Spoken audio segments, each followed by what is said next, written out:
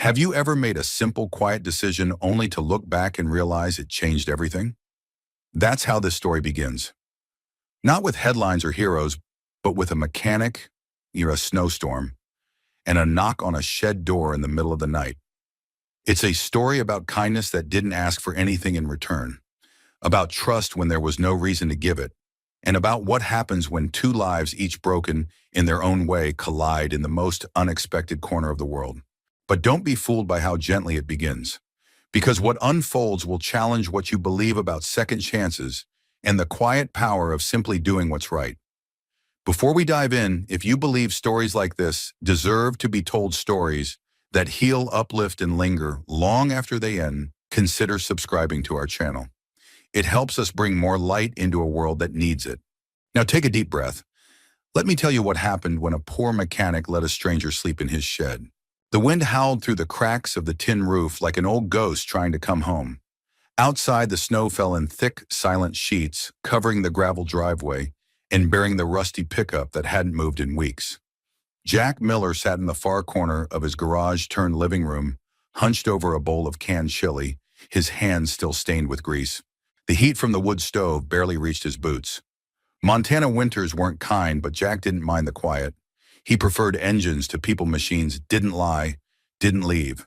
They just needed the right parts and a steady hand, unlike his past. Then came the knock. It wasn't loud, not the kind of knock meant to disturb. It was hesitant, almost embarrassed, like someone knocking not to ask, but to apologize for asking. Jack stood still, listening. Another gust of wind, then nothing. He set the bowl down, slowly stepped toward the back window that looked out over the shed. Movement. He grabbed the flashlight from the tool bench, pulled on his coat, and stepped outside into the cold. The shed sat a few yards from the garage, an old structure used to store parts he never organized. Its door was slightly ajar. Jack approached cautiously. He wasn't paranoid, just practiced.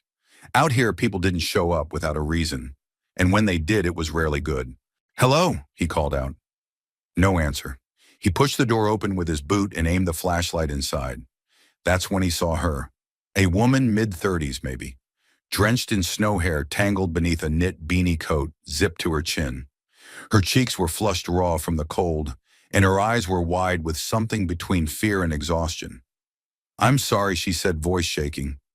"I didn't mean to trespass. I needed somewhere dry, just for the night." Jack didn't move for a second. She wasn't holding anything but a small black backpack clutched tight to her chest. No threat, no bravado, just desperation wearing the face of someone who hadn't slept in days. He lowered the flashlight. "You shouldn't be out in this," he said. "It's 18 degrees and dropping." "I didn't have a choice."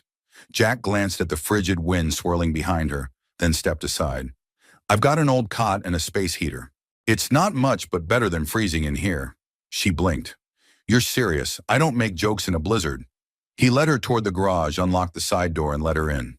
The room was cluttered but warm. A half-rebuilt carburetor lay in pieces on the table next to a plate of toast. Jack turned the heater higher and pointed to a folded cot in the corner. "You can sleep here. Bathrooms through that door. You need food."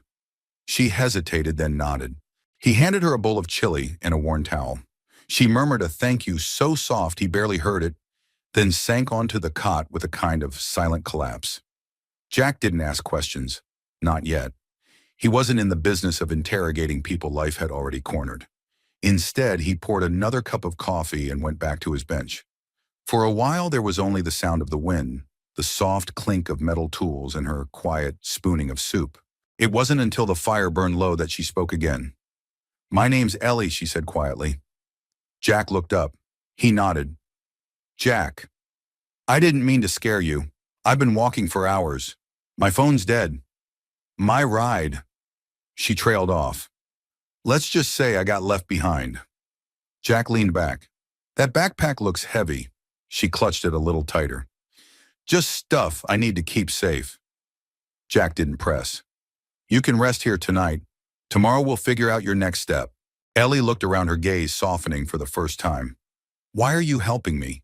He paused. "Because it's cold," he said simply. "And you knocked." She stared at him for a long moment, then whispered, "Most people would have turned me away." Jack gave a wry smile. Most people aren't me. He went to stoke the fire, and behind him she finally laid down on the cot, backpack still wrapped in her arms. She didn't let it out of her sight. That night Jack slept only lightly. Not because he feared for his safety, but because something about the girl didn't quite fit. Her boots were expensive but scuffed.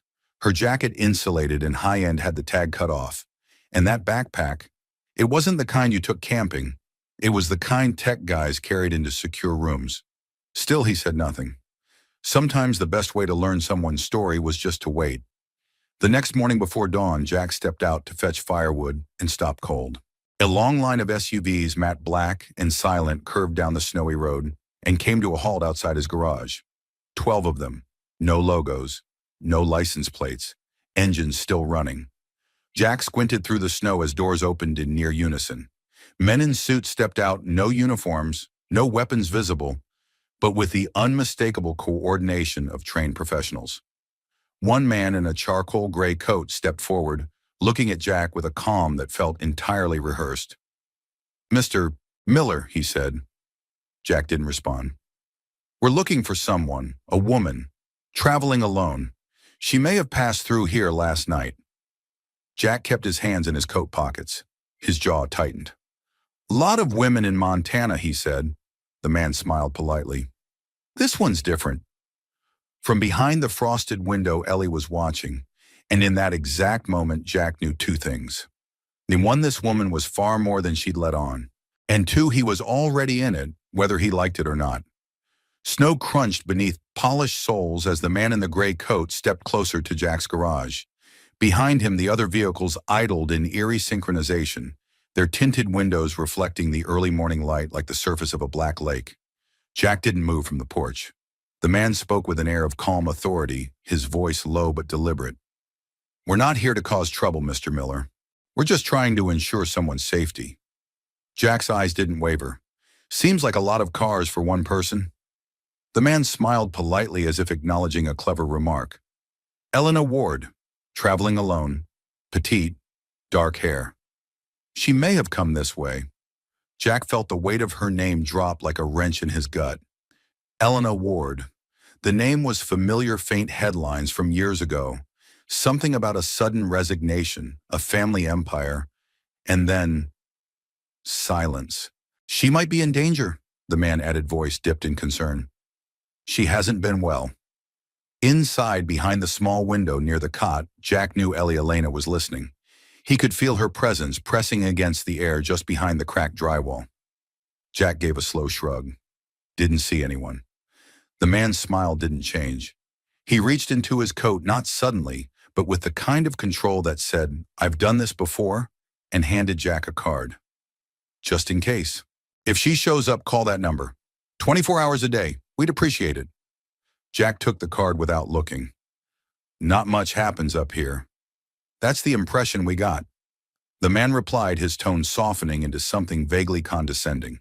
He nodded once, turned back to the caravan, and with a subtle hand gesture, the entire line of SUVs reversed and turned in perfect sequence, like a fleet of shadows fading into the snow.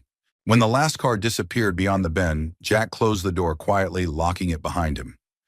Ellie was standing just a few feet away, her face, pale fingers clenched around the straps of her backpack. "I'm sorry," she said immediately. "I didn't mean to bring them here." "Who are they?" Jack asked. She looked down. "They're not government, if that's what you're thinking. They're from the Ward Foundation's legal protection team. At least that's what the business cards usually say." "You said your name was Ellie." "It is. Ellie Ward." Jack didn't say anything. He just walked to the stove, poured himself a cup of coffee, and stared out the window. The snow had started again, this time finer, quieter. Finally, he said, "Why are they looking for you like you stole a nuclear code?"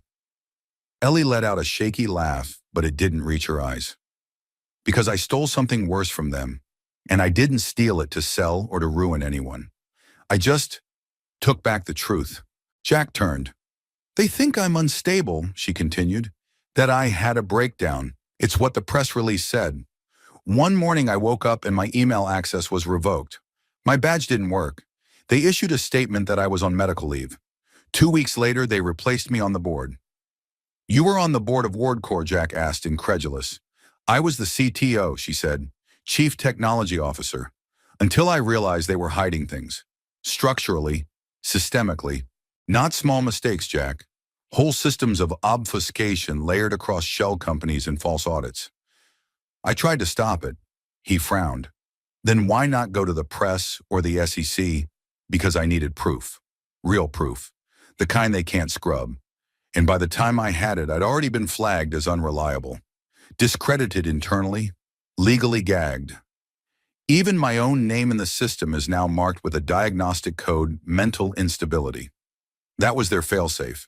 Jack leaned back, studying her carefully. And what's in the backpack? She stepped forward, slowly unzipped the top, and pulled out a small black case the size of a paperback novel. She opened it, revealing a custom-built external drive surrounded by insulated foam. Along the edges were scribbled notes in tiny perfect handwriting, an encryption key, a hash code, timestamps.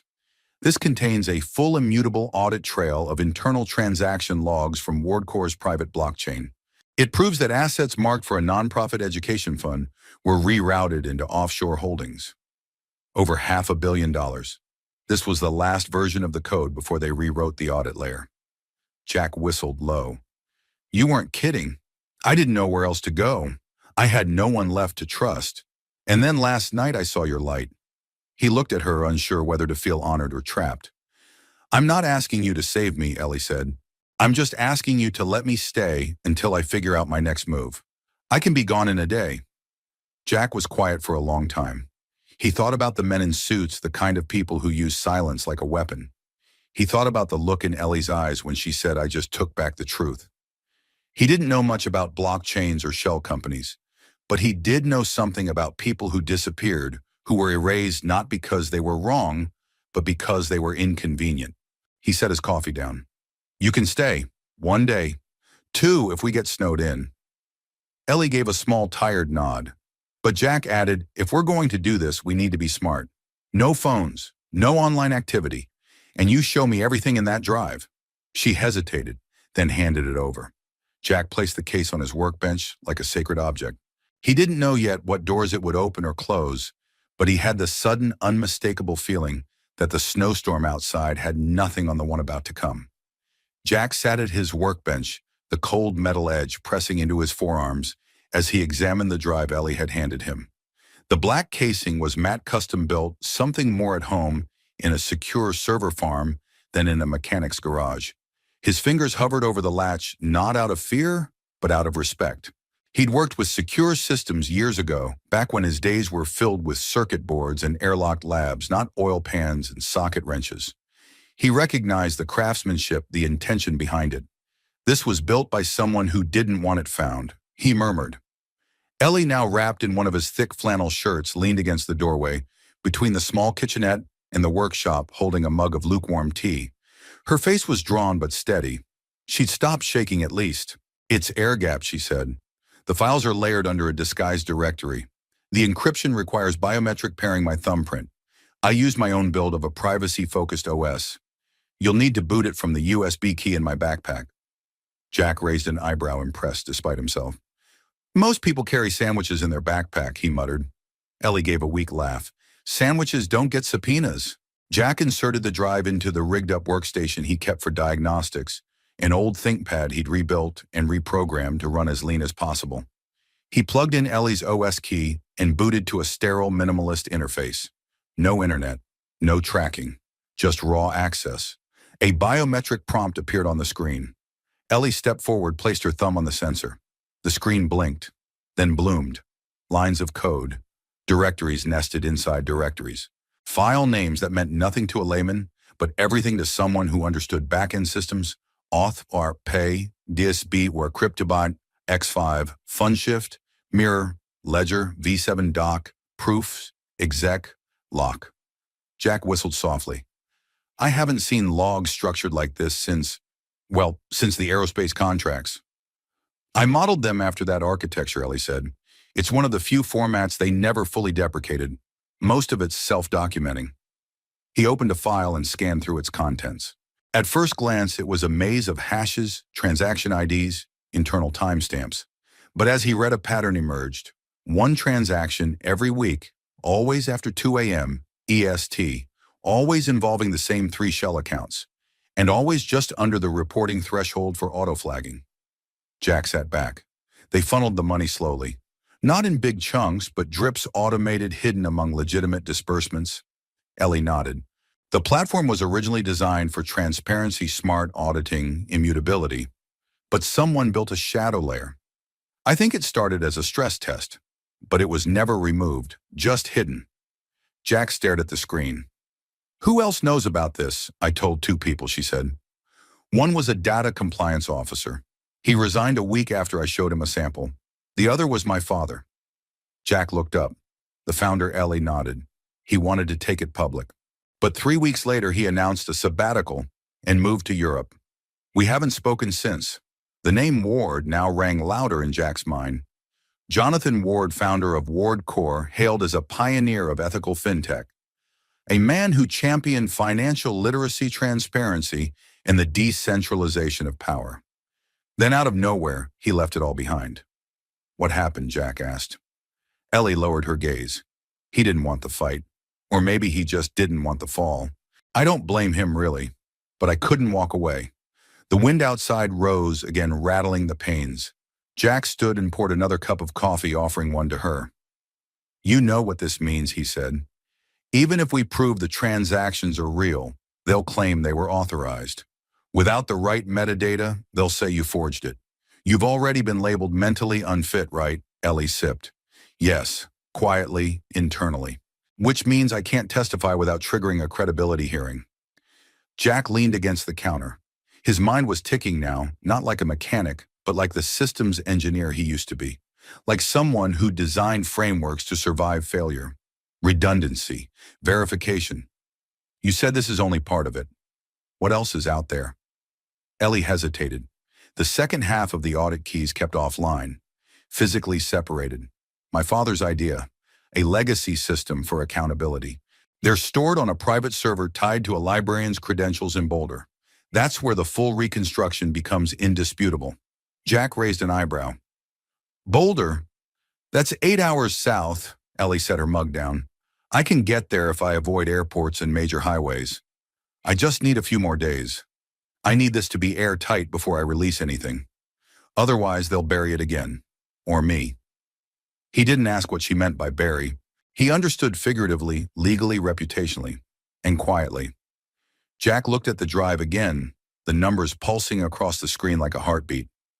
Truth alive and encrypted. You're not going alone, he said at last. Ellie blinked. You don't have to. I do, Jack interrupted. I've spent a decade hiding from the world thinking what I knew didn't matter anymore. But this is the kind of thing that breaks cycles. He picked up the drive and carefully closed the case. Besides, he added, glancing around the cluttered garage, it's not every day a poor mechanic gets to outrun a trillion-dollar corporation with a CTO in flannel pajamas. Ellie laughed softly. Then her face turned serious again. Thank you, Jack, for believing me. Jack met her eyes. Don't thank me yet, he said. We've got a long road and a lot of data between us and the truth. Outside, the snow kept falling soft and undisturbed. But inside, something had shifted. This wasn't just about hiding anymore. It was about building a case that couldn't be denied. And Jack Miller, reluctant, solitary, quietly brilliant Jack, was back in the game. The following morning brought a tentative stillness. The snow had stopped sometime before dawn, laying a pristine white hush over the world. The trees stood like quiet sentinels outside Jack's garage, their branches heavy with the weight of the storm. Inside, however, a different kind of storm was just beginning. Jack sat on an overturned crate sipping black coffee from a chipped enamel mug. Across from him, Ellie stood over the workbench, watching the boot screen of the ThinkPad like it might turn into a courtroom. They hadn't spoken much since last night, not from awkwardness, but from the weight of knowing too much too soon. Trust wasn't a word either of them used lightly. Now Ellie broke the silence.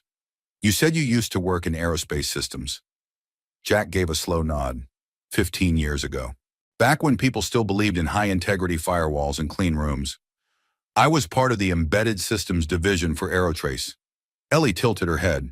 That's the company that developed the avionics OS for civilian aircraft, right? Yep. In the fail-safe encryption for black box telemetry. She blinked. So you weren't just a systems guy. You wrote part of the national flight architecture. Jack shrugged, uncomfortable. That was another life. Ellie sat down slowly. Why'd you leave? Jack stared into his coffee for a long moment. The air between them shifted. There was a data misread. At least that's what the official report said. An anomaly in sensor fusion. A crash. 14 people died. Turned out the data hadn't been lost, it was overwritten. Someone had run a stress test protocol live without tagging it. We built the protocol, but we weren't told it would be used. I pushed for transparency. They pushed me out. Quietly, cleanly. He paused, then added, they offered me a settlement. I took a one-way ticket out of the industry instead. Ellie didn't speak. She didn't have to. There was a kind of respect that came from silence, the kind that acknowledged battle scars without asking to see them. Jack set his mug down. That's why I recognized your logs. They were built to be honest. Auditable. That kind of architecture doesn't come from corporate strategy. It comes from someone trying to protect truth from being buried. Ellie exhaled. That's what I wanted. But they turned it into something else. They made it just transparent enough to impress investors and just flexible enough to manipulate from within. Jack nodded slowly, his expression hardening. You designed the truth, and they gave it a face that lied. She looked down, her fingers brushing against the edge of the workbench. I just wanted to build something that couldn't be corrupted. But I didn't anticipate what they'd do with the backdoors I left for updates for debugging. They exploited the same tools I made to fix problems. Jack stood and began pacing his mind, working through the problem, the way he once disassembled engines by feel, by instinct, by pattern recognition.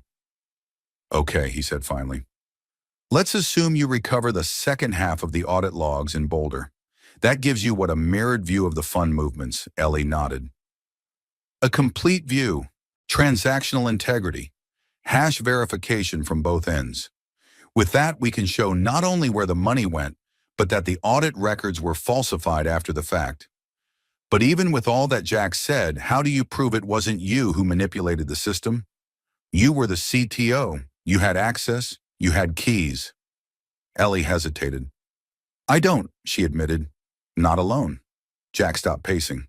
But if the rebuild is conducted by someone else, she continued, someone with expertise and no stake in the outcome, the data will stand. The metadata will confirm creation dates, edit timestamps, source MAC addresses. None of it matches my devices. I've preserved the digital chain of custody. Jack nodded. And who do you trust to do the rebuild?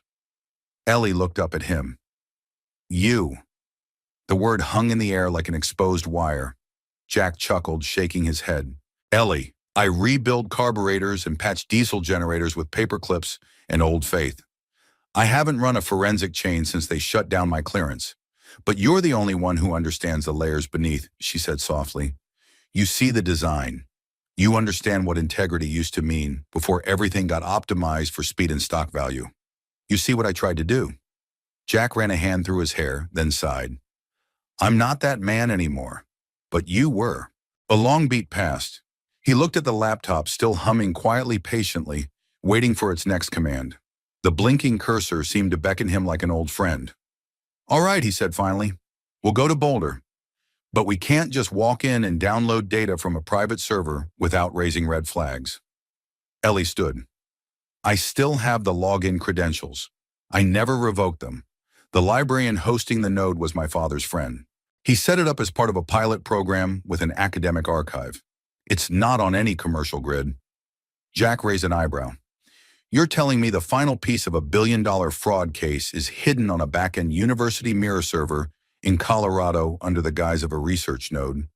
She smiled faintly. Welcome to American innovation. Jack sighed. All right, we'll leave tonight. My truck's too old to track. We'll take the back roads, stay off the main line. If they're watching traffic flow, we can't leave a digital trail. He walked to the corner and pulled a large duffel from under a bench, tossing it onto the cot. He began packing tools, batteries, 2 old burner laptops, a bag of zip ties, and a laminated road atlas so worn it looked like parchment. Ellie watched him with a mixture of disbelief and admiration. You had all this ready, Jack gave a tired half smile. You'd be surprised what you hold on to when you stop expecting the world to make sense.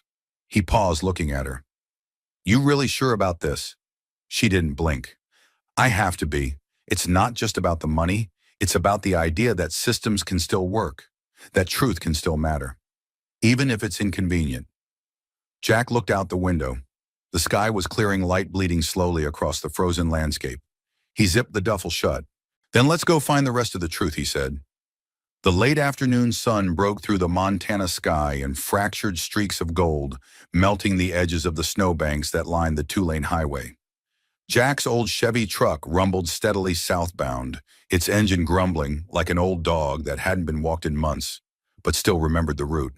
The heater worked when it wanted to, and the radio had long since given up, replaced by a soft humming sound Ellie made when the silence grew too loud. They hadn't spoken much in the first few hours, not out of distance, but focus. Jack was driving with the precision of someone who knew that the road might be the safest place or the most watched. No GPS, no Bluetooth, phones off, batteries pulled. Ellie had even covered her smartwatch with 2 layers of foil and stashed it in the glove compartment. Jack had laughed when she did it, but not because it was overkill, because it meant she understood what they were up against. "Where'd you learn to secure a drive like that?" he finally asked, breaking the silence. Ellie looked out at the rolling white hills, her eyes distant. "From my father." Jack raised an eyebrow. Before WarCorps, he worked in secure logistics. Built early encryption standards for financial records. He didn't trust the cloud, didn't trust wireless anything. He used to make me practice encrypting letters on paper before I was allowed to use a computer. Jack chuckled. "My dad made me rebuild lawnmowers before I was allowed to touch the truck." "Sounds like we both grew up under security protocols," she said softly. They stopped for gas just past the Wyoming border, an old station with rusting pumps and a clerk who looked like he'd been there since Carter was president.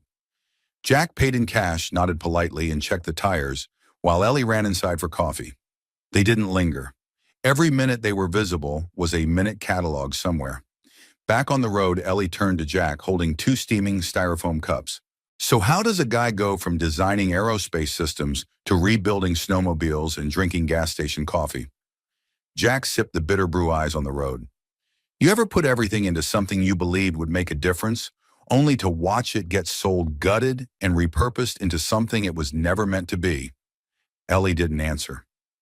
"I built a protocol," Jack said after a pause. "Redundant safety logic for avionics. It was supposed to guarantee a failover, even in the rarest anomalies. They liked it until they realized how much bandwidth it took. So they optimized it, pulled half the checks, said it was over-engineered." He paused. "The version they used, my version, wasn't mine anymore." She didn't ask what happened next. She didn't have to. Instead, she said, "That's why you recognize my audit logs. They follow the same principles." "Integrity over efficiency," Jack said. "Yeah. I saw it the second the data booted. The miles passed. The sky dimmed to blue charcoal, and the headlights cut twin paths through the dusk. Just north of Fort Collins, Jack turned off the main road, taking a narrow pass that wound through the foothills. "You sure about this librarian?" he asked. Ellie nodded. "Yes. His name is Dr. Nathaniel Griggs. He was my father's closest friend in the early days, back when they were building open-source encryption frameworks. The archive node is housed under the university's Special Collections Wing. It's part of a test bed for academic data sovereignty. Off-grid, offline, no wireless relay." Jack smirked. "Sounds like my kind of place." But Ellie's brow furrowed. "He hasn't answered any of my messages in months. I just hope he's still there. Still himself." Jack nodded. "We'll find out soon enough." They arrived in Boulder well after dark. The city lay quiet under a pale sky, the streets dusted with frost. Jack parked 3 blocks from the university entrance in a residential zone with no cameras. They walked the rest of the way in silence, duffel bags slung over Jack's shoulder, Ellie clutching her backpack like it was her last connection to the world she once knew. Campus was nearly deserted. Finals had ended weeks ago, and the winter break left the halls eerily empty. They slipped in through a side door. Ellie had access to an alumni passcode still active after all this time. That fact alone made Jack nervous. The Special Collections Wing sat in the far corner of the library's lowest level. It was more vault than archive, with temperature-controlled rooms and old-school punch locks. They passed shelves of hand-bound manuscripts and decommissioned servers stacked like ancient fossils. The smell of dust and solder filled the air. Ellie led him to a locked glass room tucked behind a row of microfilm scanners. Inside, an aging man in a wool vest sat at a desk covered in circuit diagrams and archival binders. He looked up as they entered. "Elena," his voice was warm, uncertain. "I was beginning to think I imagined you." "Hi, Nate," she said quietly. Dr. Griggs stood a little shakily and embraced her like one might a ghost. "I kept the node running," he said, "like he asked me to. Didn't know if you'd ever come back." Jack stood by the door watching.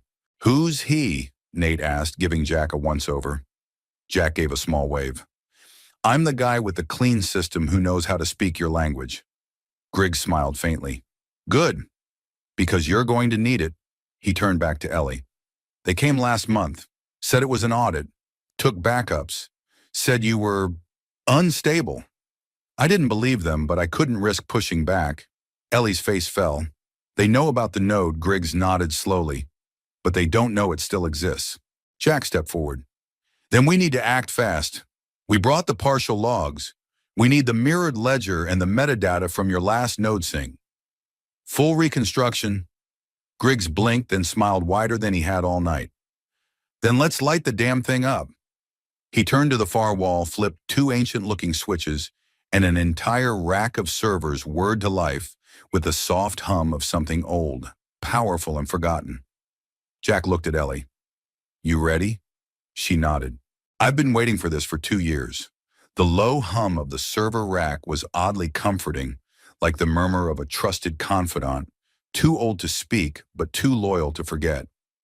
Jack stood with his arms crossed, eyes narrowing as the status lights blinked to life in rows of green and amber. To anyone else, it would have looked like a collection of outdated equipment, but to him it was beautiful, deliberate analog untouched by the cloud. "System's been idle for 74 days, Doctor," Griggs said, reading the terminal like a seasoned conductor preparing an orchestra. "No incoming packets, no updates, but the core directory is intact." He tapped a few keys with steady fingers.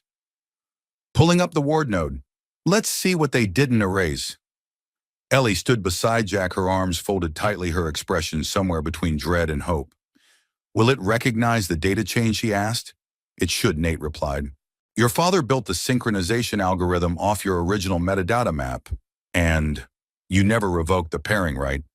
She shook her head. "I couldn't. It was never technically mine. The node was always designated under his legacy access protocol." "Then we're good." He pressed enter. Lines of code scrolled rapidly across the screen. Directory maps, sync attempts, logs. Then, like a breath held too long, the system paused before flashing a single line of confirmation. "Ward node. Replication. Found sync available." Jack leaned forward. "We're in." Ellie's breath caught. "Download everything. Full environment. Don't just pull the files, image the whole disk." "Already on it," Jack said, stepping forward and plugging in the backup drive they'd brought from Montana. "If we're going to validate these logs in court or in front of anyone who matters, we need provenance. Untouched block-level snapshots." He moved like a surgeon now, each keystroke measured, each folder verified. What he found confirmed what Ellie had told him: the mirrored ledger hashed against time-stamped entries from the original blockchain entries that no longer existed in the public ledger. But here in this old server with peeling labels and analog fans, the truth had been waiting. As the data transfer ticked past 28%, a soft ping interrupted the silence. Jack's head snapped toward the terminal. "What was that?" Ellie asked. Dr. Griggs frowned. "System alert. External ping detected. Not intrusion, just a handshake request." "Could be an automated query," Jack muttered, but he was already moving. He yanked a cable from the wall, severing any live connections. "No sense taking chances," he said. "Air gap the rest manually." "Wait," Ellie said, staring at the logs that had appeared on screen moments before he disconnected. "That handshake. It's coming from inside WardCore's remote auditing division." Griggs swore under his breath. "They're pinging legacy nodes, looking for data ghosts. They might not know this one's still alive, but they're sweeping." Jack exhaled. "Which means we've got maybe 30 minutes before someone notices the delay or the anomaly." Griggs nodded. "Less if they're proactive." "Keep the node offline," Jack said. and clone the contents to both drives. We can't take chances. If we lose even a byte of metadata, this all becomes speculative again. Ellie's voice was steady now. This is enough, isn't it? This validates everything. Jack nodded slowly. This confirms the fund transfers were rerouted. It shows the original audit logs were overwritten and when. It also proves the decision trails came from identities with elevated access. Not yours. She looked down at the drive. So why doesn't it feel like we've won? Jack hesitated. Because we haven't yet. Ellie turned to Griggs. Nathaniel, do you still have access to the internal communication logs, the unarchived ones from the Foundation's planning board? His eyebrows lifted. Technically, yes. They were mirrored here for compliance purposes. It was part of your father's transparency initiative. The board voted to shut it down, but they never formally removed the redundancy.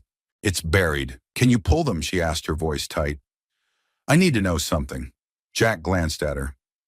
Ellie, we've already got the ledger. What else? But she didn't answer. Her eyes were locked on the screen. Dr. Griggs nodded and opened a hidden partition. A simple directory, no encryption, just an archaic naming system that hadn't been touched in 2 years. They searched for 15 minutes. Then Jack stopped cold. Here. He clicked open a file labeled Intcom Exec Meeting, Transcript 5/12/23. TXT. The contents weren't long. A transcript. A closed-door meeting. Ellie's name appeared 4 times. Jack's eyes skimmed the lines, then stopped. Read this, he said, voice low. Exec 1. If she keeps pressing for a forensic review, we can't just delay her again. Exec 2. We use the Tier 3 flag. Mental health protocol, it's in the bylaws. Exec 1, she's the founder's daughter. Exec 3, exactly. If she goes public, it'll look like a family feud. No one will believe she's objective. Exec 2, run the Tier 3, lock credentials, isolate her. Exec 1. Jonathan won't like this. Exec 3. He already signed off. Silence. Ellie's hand trembled against the desk. Jack didn't say a word. He didn't have to. Ellie stepped back as if the room had tilted. Her father's name, his signature. It wasn't just the system that betrayed her. It was blood. Jack reached out instinctively, steadying her by the arm. She blinked, cleared her throat, and straightened her shoulders. I needed to see that she whispered. Ellie, no. I needed to know how far they went, and how far he let them. Griggs quietly handed her the drive. Jack looked at her, something deeper settling in his voice. This doesn't just expose the financial truth anymore. This is a roadmap of everything they used to erase you. She nodded slowly. And now I'm going to use it to rebuild myself. The mountain road back out of Boulder twisted like a thread pulled taut through time. Jack's truck roared against the inclined tires, crunching over hardened snow. In the back seat, 2 identical external drives lay cushioned in foam and wrapped in thick canvas. Within them pulsed the data Ellie had risked everything to recover, proof of betrayal, of corruption, and perhaps most bitterly of consent. Ellie sat in the passenger seat watching the trees blur past. She hadn't spoken in over an hour. Jack stole a glance at her. Her posture was straight, shoulders squared, but her hands were clenched in her lap like she was holding something invisible together. You okay? He asked. She blinked slowly as if returning from somewhere far off. No, she said quietly. But I will be. They drove on. The plan was clear: get back to Montana, where Jack's garage, disconnected and unsuspicious, could serve as their processing center. From there, they'd rebuild the audit trail on clean hardware and begin preparing a package for external release. They needed a platform to publish the findings, a legal team to shield Ellie, and above all, a strategy to control the narrative. But narratives weren't easy to control, and especially when no one wanted to hear them. They stopped for food in a nowhere town, 1 diner, 1 gas station, and a blinking motel sign that hadn't worked since the 90s. Jack ordered black coffee and eggs. Ellie picked at dry toast. You said you tried to reach out before, Jack said. To the press, she nodded, barely tasting her food. 3 different outlets. 2 never responded. The 3rd ran a piece saying I was experiencing post-traumatic stress following a disruptive exit from WardCorps. It was buried under a sponsored article about blockchain in the wine industry. Jack stirred his coffee slowly. You think they were paid off, not directly. Just nudged. Media's like infrastructure. Doesn't take much to redirect it, just a few levers in the right hands. Half the reporters I spoke to were investors. The other half didn't understand the data. Jack leaned back, eyes narrowing. We need someone who does. Ellie looked up. You have someone in mind, I might. Back in his aerospace days, Jack had worked briefly with a systems compliance officer named Ava Mitchell, a bulldog with a legal degree and an engineer's brain. After leaving the corporate world, she'd become a digital transparency advocate, operating a nonprofit watchdog group called Ledger Light. Small, underfunded, but stubborn as hell. She's the kind of person who doesn't take bribes, Jack said, because she knows no one can afford her silence. Does she know you? She knew who I was before I disappeared. Ellie met his eyes. Then let's find her. Jack nodded, pulled out the diner's ancient payphone directory, and after a few dead ends found a mailing box in Portland tied to Ledger Light.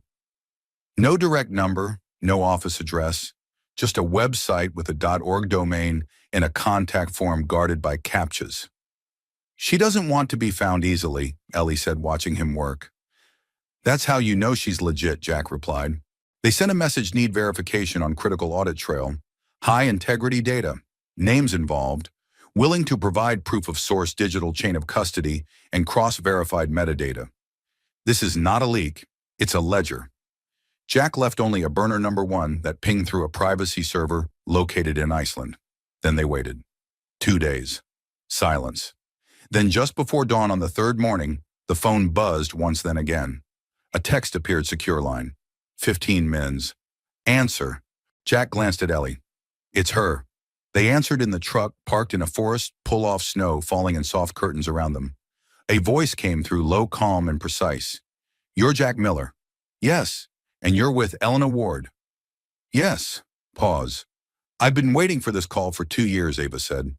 Your files just lit up on a few dormant networks. Jack frowned. I thought you were off the grid.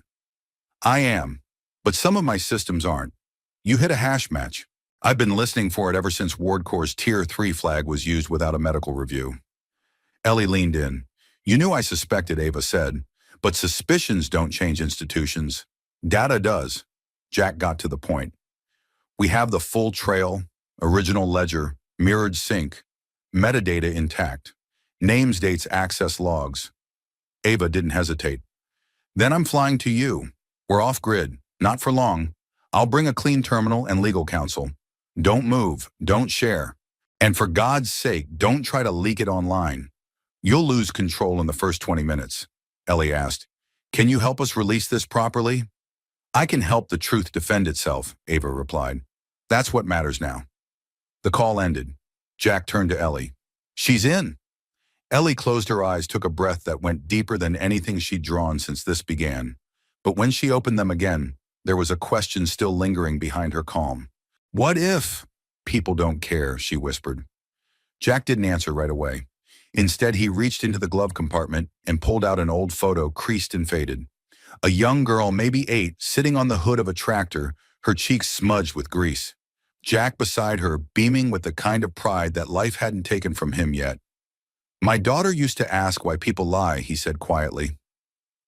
I never had a good answer, but I told her the truth doesn't disappear just because no one's listening. Ellie stared at the picture. What happened to her? She and her mom left.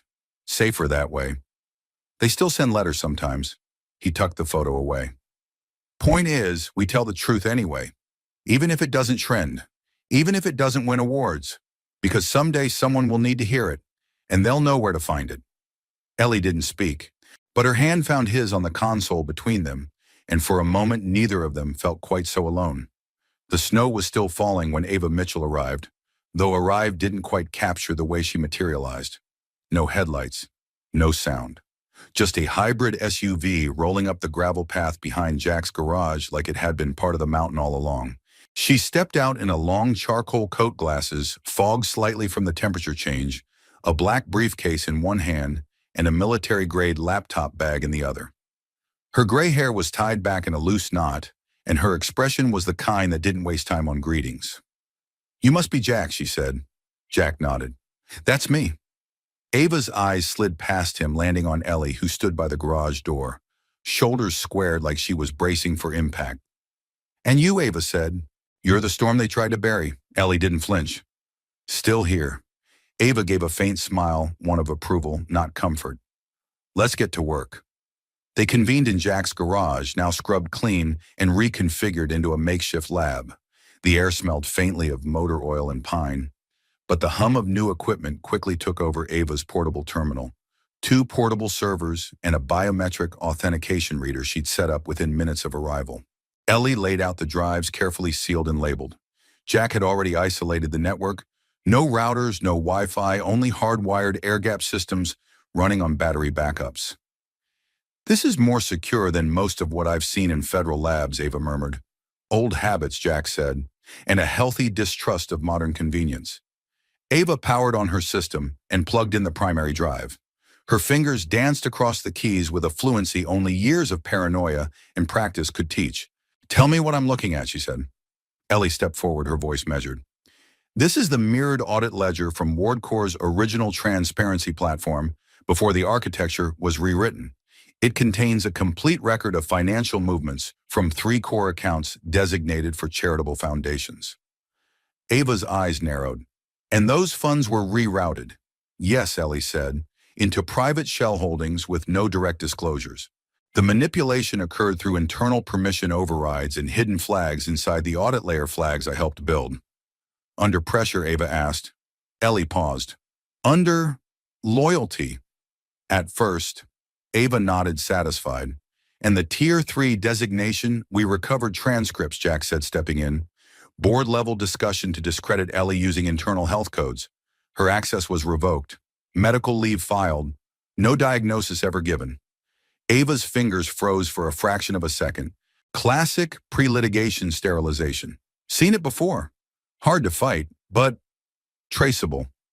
She pulled up a subdirectory and opened a document Jack hadn't accessed yet. A compressed XML file labeled NT Sec Protocol 23 Override. "What's this?" Ava asked, typing rapidly.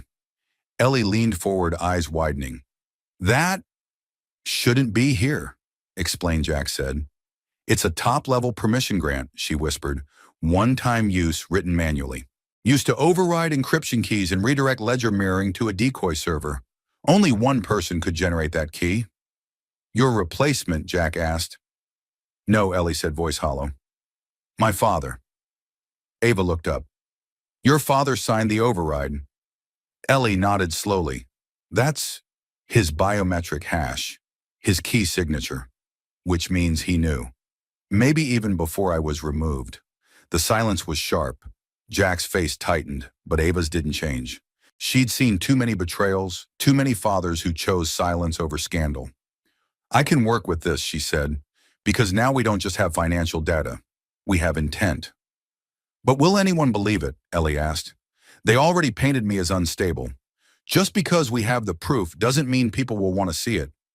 "That's where the strategy comes in," Ava said, her voice growing colder, more precise.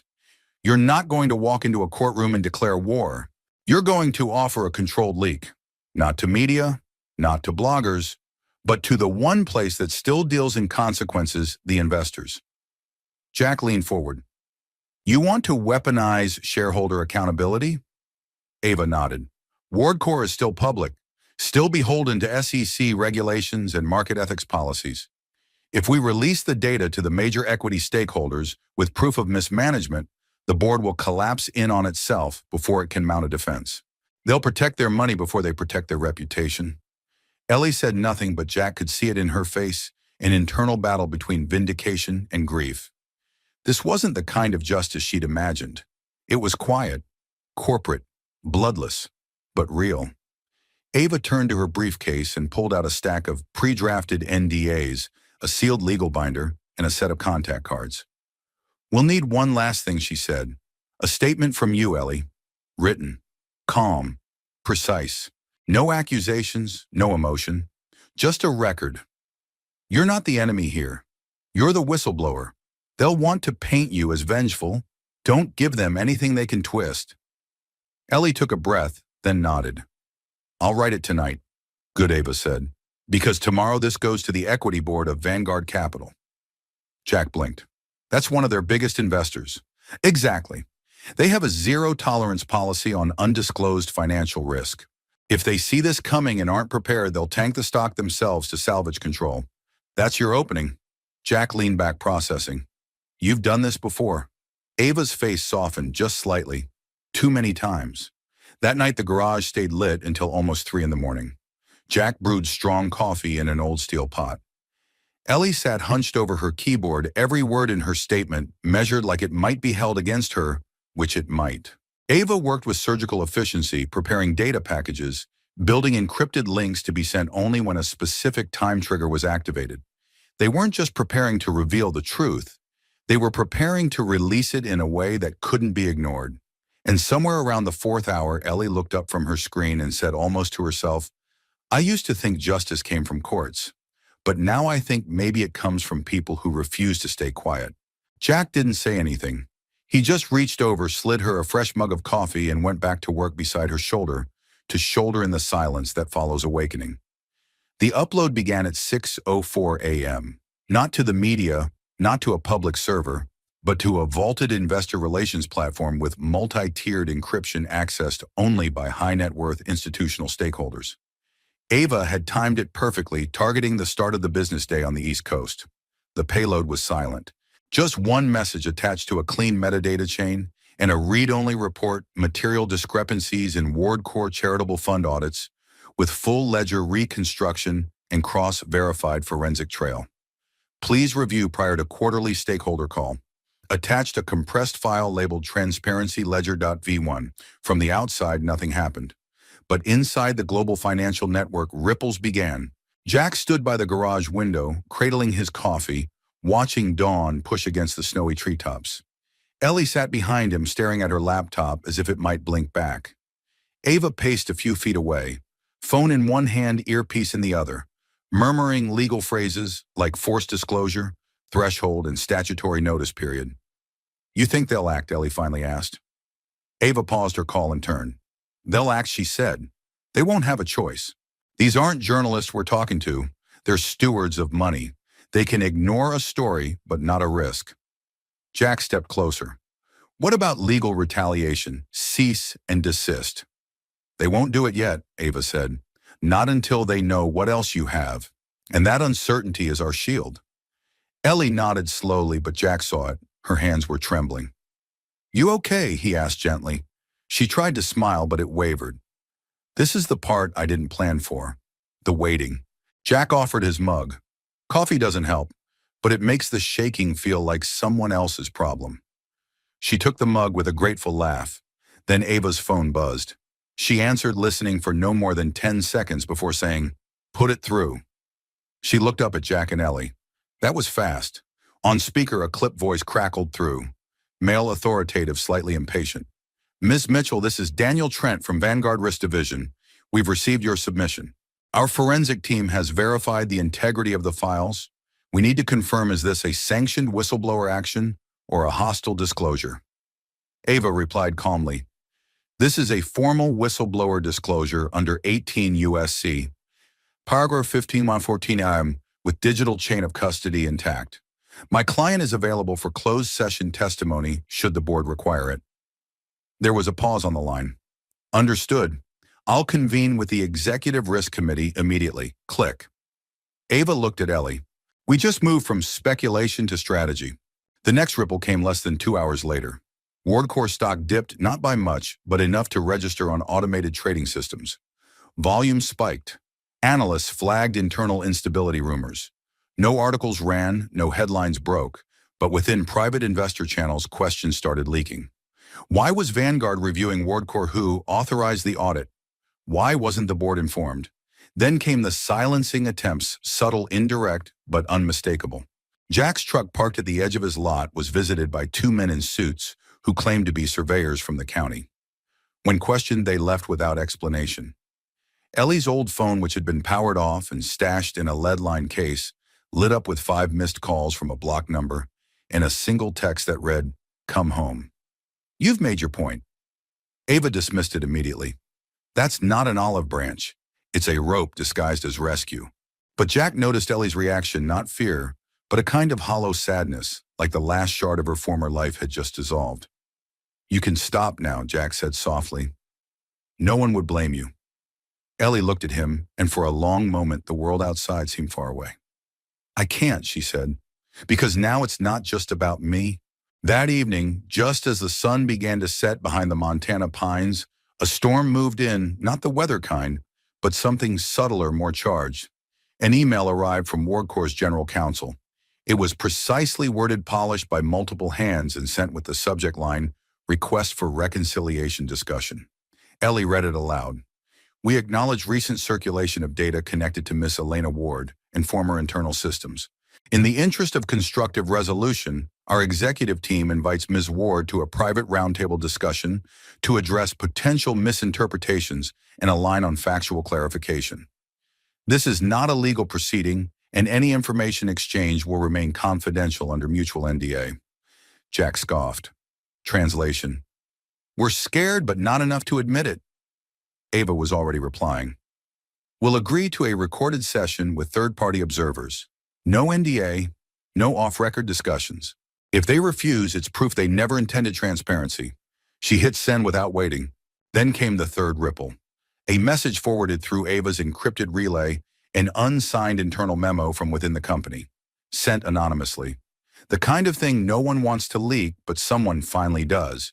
It read, "Per legal guidance, prepare for phased leadership reassignment in Q1. If requested, all executive team members should be prepared to confirm non-involvement with charitable fund audit procedures. Reinforce internal silence protocols. Media response should center on legacy systems issues and forthcoming transparency reforms. Do not acknowledge whistleblower status until further notice." Jack let out a long breath.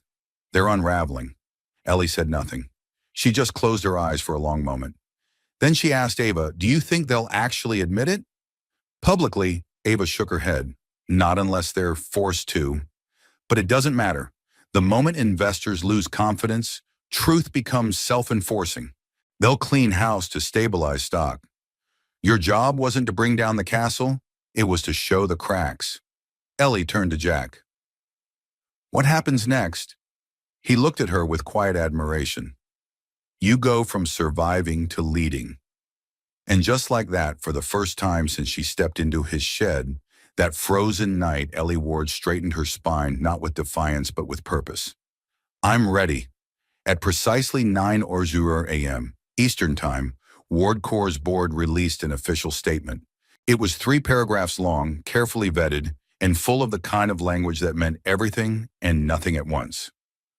Following an internal review, WardCorps acknowledges discrepancies in the historical ledger logs of select philanthropic allocations. As part of our commitment to transparency, we are launching a full third-party forensic audit. While we cannot comment on individual personnel matters, we remain aligned with the values of our founder, Jonathan Ward, and will pursue all necessary actions to rebuild trust. It was, as Ava predicted, an admission wrapped in insulation. But the signal was clear: they had no defense left that wouldn't cost more than surrender. Across the country, in boardrooms and strategy calls, the quiet panic began. Investors demanded emergency meetings. Internal teams scrambled to revise contingency plans. Half the executive board went silent. The other half started updating LinkedIn profiles. And at the center of it all, a woman once labeled unstable had become the only voice worth listening to. Inside Jack's garage-turned-war room, the atmosphere was part exhaustion, part disbelief. Ava read the statement out loud, then leaned back, folding her arms. They blinked. Jack exhaled. "It's not an apology. It's better," Ava said. "It's exposure. Now every journalist, regulator, and institutional watchdog has a reason to dig. And WardCorps just invited them in." Ellie didn't speak. She stood by the open door, letting the cold air sweep in across the floor. The snow outside had melted in patches, revealing gravel beneath a metaphor she didn't miss. "What now?" she asked, voice barely above a whisper. Ava looked over. "Now you decide who you want to be in the aftermath." By midday, her inbox was full. 2 national newspapers, a producer from a major streaming platform, a former mentor she hadn't heard from in 5 years, and most notably a message forwarded through Ava from WardCorps' interim chairwoman. It was short and shockingly direct. "Ms. Ward, I understand your reservations, But I believe the best way forward is through reform, not scorched earth. The board will meet in private session next week. I would like to extend an invitation for you to participate on record on principle and in purpose. If you're willing to return not as a subordinate, but as a stakeholder in rebuilding, we are ready to listen.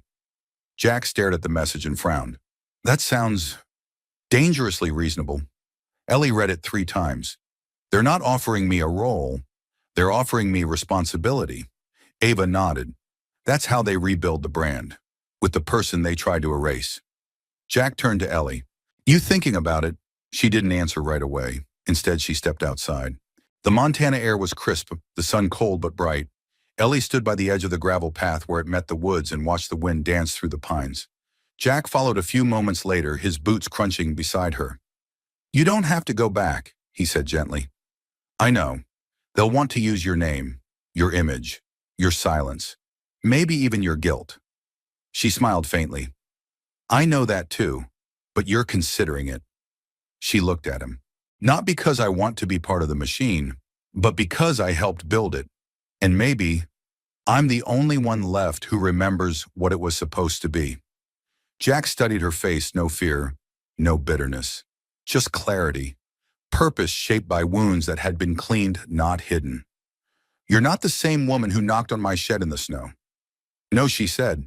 She didn't know yet what she was made of. They returned inside. Ava had already drafted a response. I am willing to participate in the upcoming session. I will do so not as a passive observer, but as a principled voice advocating for systemic accountability and transparent reform. I will not sign retroactive NDAs. I will not contribute to whitewash history. I will, however, work to ensure that WardCorps becomes what it claimed to be a place where technology serves truth, not silence. Ellie read it, then added one line. If you can accept that, then we can begin again. That evening, they sat around the wood stove in silence, a rare stillness settling over the garage. You think they'll listen to you? Jack asked. They might. And if they don't? She turned to him, the firelight flickering in her eyes. Then I'll build something better. He smiled, and for a long moment they just sat there, not as mechanic and whistleblower, not as fugitives or saviors, but simply as 2 people who had carried each other through a storm and come out standing. Later, Jack unfolded the envelope Ellie had placed on his workbench, a quiet gesture from earlier that day. Inside was a check, no name, no memo line, just a number written in ink. He stared at it stunned. Ellie, he called out. She looked up from her laptop. I can't take this. It's not for you, she said.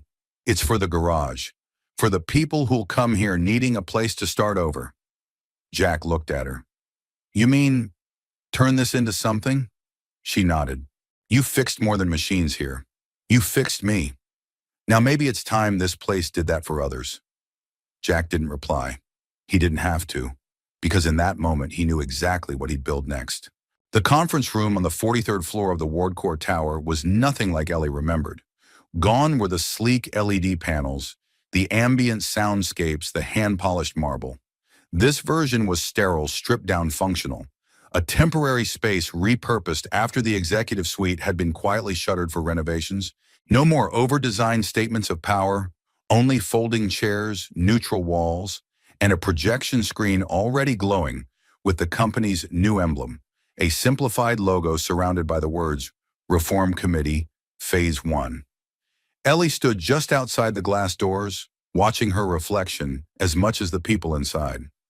She wore a navy blazer borrowed and a white blouse she'd ironed that morning in Jack's garage, sleeves rolled up slightly. No makeup, no pretense, just clarity. Ava stepped up beside her tablet in hand earpiece in place. They'll open with formal acknowledgement, Ava said, then a statement of intent. Then they'll offer you the floor. They want contrition, not accountability, Ellie said. Then give them, neither Ava replied. Give them conviction. Inside the board members were gathering. Some familiar faces, people she once called colleagues, mentors. Others were new, recently installed, likely at the insistence of major stakeholders demanding reform. Ellie took one breath, then walked in. The room quieted immediately. Back in Montana, Jack stood in his garage, now partially cleared of engine parts, repainted and reorganized. Two young men, both in their early 20s, were bent over a cracked laptop on a folding table. Another girl, barely 18, soldered a tiny board under a desk lamp. They weren't mechanics. Not yet. But they were learning. Behind them, the wall bore a freshly mounted sign, laser-cut steel on reclaimed wood second circuit repair. Rethink. Rebuild. The name had been Ellie's idea. Jack had laughed at first. It sounds like a superhero lair, he'd said. She smiled. Or a second chance.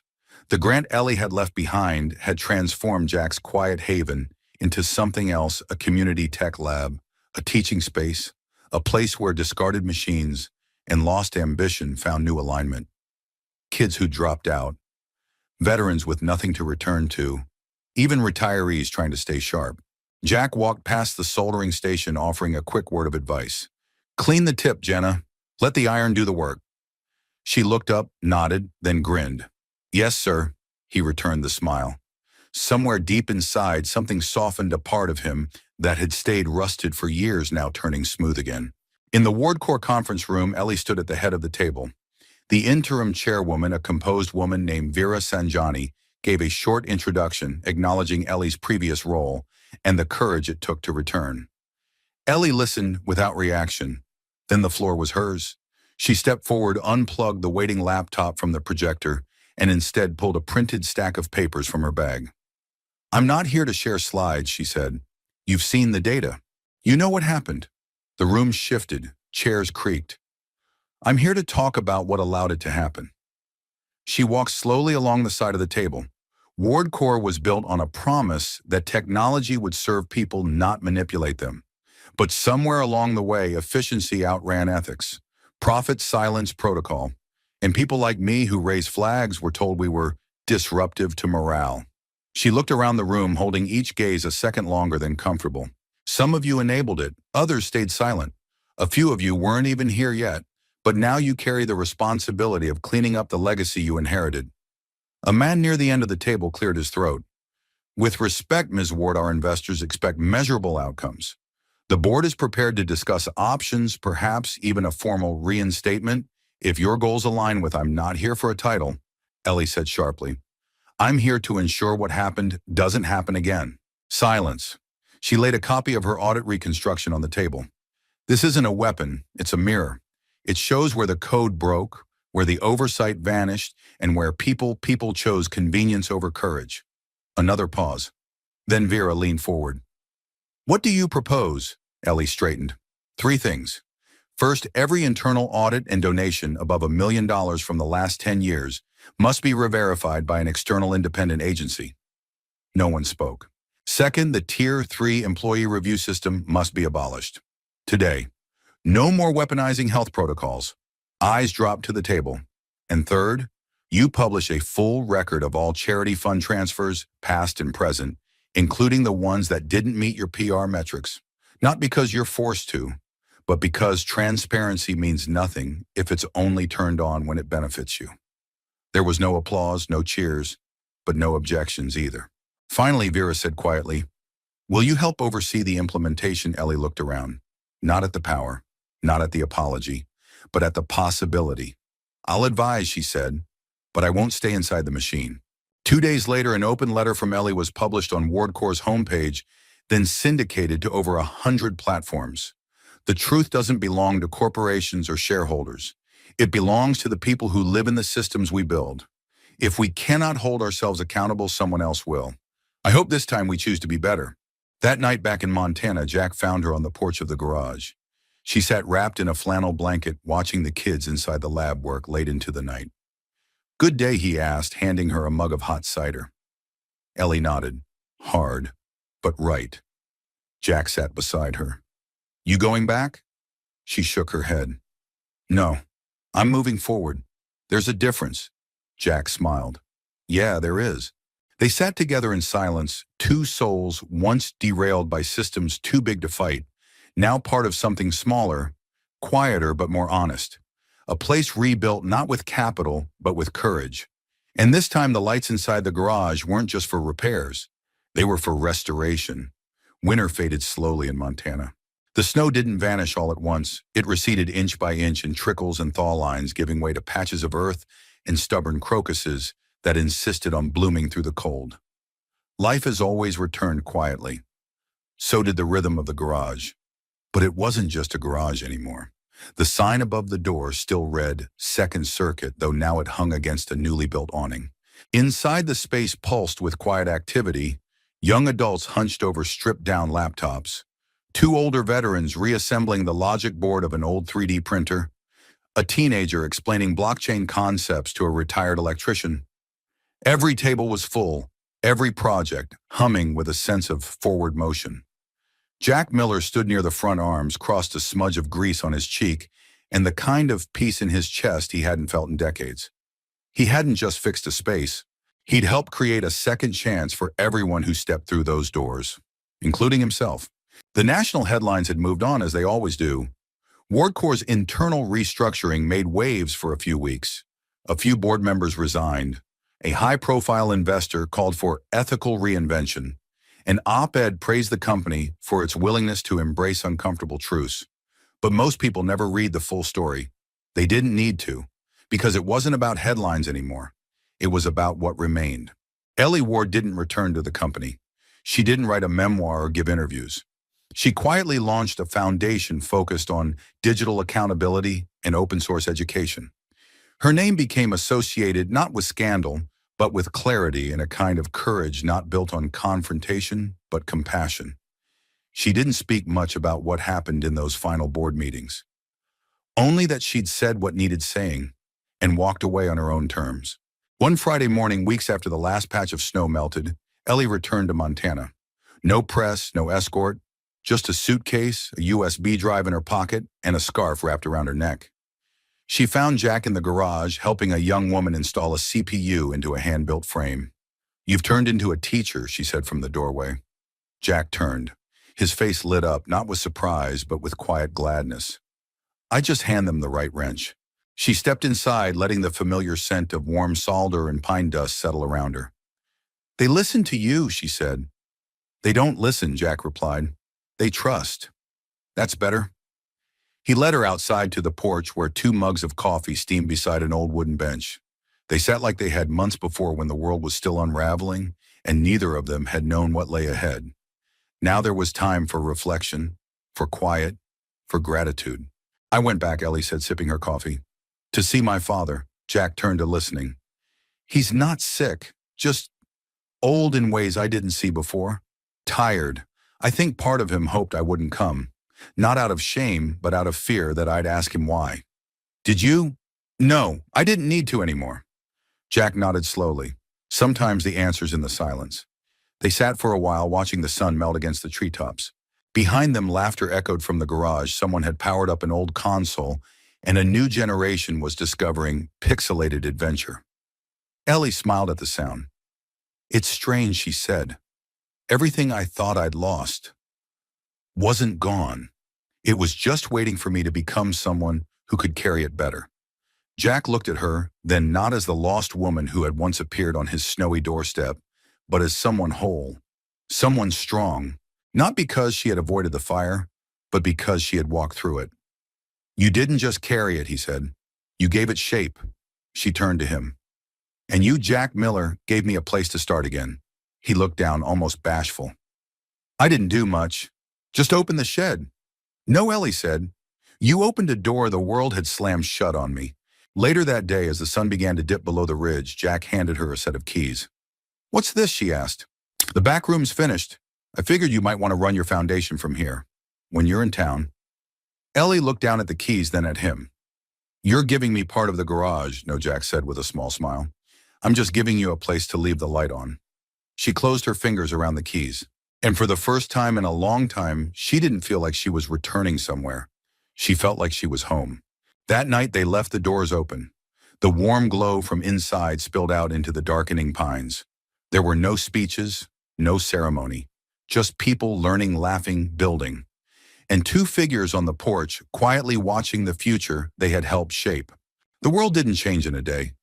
But in one corner of it, a mechanic's kindness and a whistleblower's courage had rewritten what was possible, not with noise, but with resolve, with truth, with the simple, radical power of saying, "You matter, You are not lost.